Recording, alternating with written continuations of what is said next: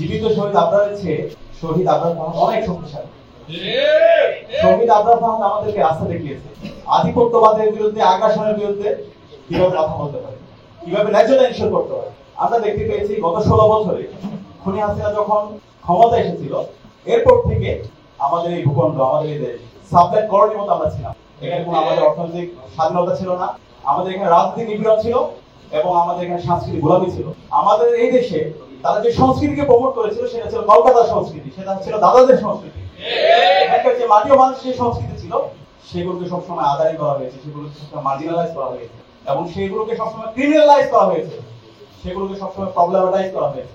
এবং যারা দেশের মাটি ও মানুষের কথা বলেছে, যারা ইনসাফের কথা বলেছে, যারা আধিপত্যবাদের বিরুদ্ধে, আগ্রাসনের বিরুদ্ধে যারা কথা বলেছে, তাদেরকে বিভিন্নভাবে ফ্রেমিং করা হয়েছে, ট্যাগিং করা হয়েছে। এবং এক্ষেত্রে আমরা দেখতে পেয়েছি ছাত্র শিবির বলে তাকে ট্যাগিং করা হয়েছে এবং শিবির সেই ট্যাগিং এর মাধ্যমে তাকে হত্যা করাকে বৈধতা দেওয়া হয়েছে এবং সেই বৈধতা উদ্বোধন করা হয়েছিল শাহবাগের মাধ্যমে। শহীদ আবরার ফাহাদ শাহাদাতের পূর্বে যদি আমরা একটু দেখি, প্রতিটি ক্যাম্পাসে এবং সারা দেশে অসংখ্য নির্যাতন, নিপীড়ন হয়েছে।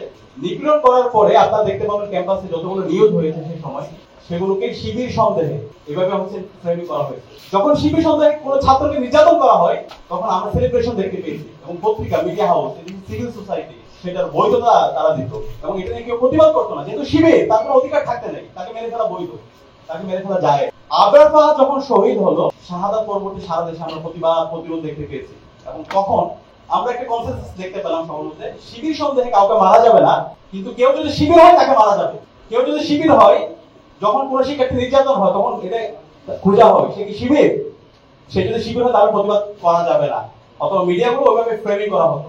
আজকে জুলাই বিপ্লবের মাধ্যমে এদেশের সকল শিক্ষার্থীরা মুক্তি পেয়েছে এবং ইসলাম ছাত্র শিবিরও মুক্তি পেয়েছে।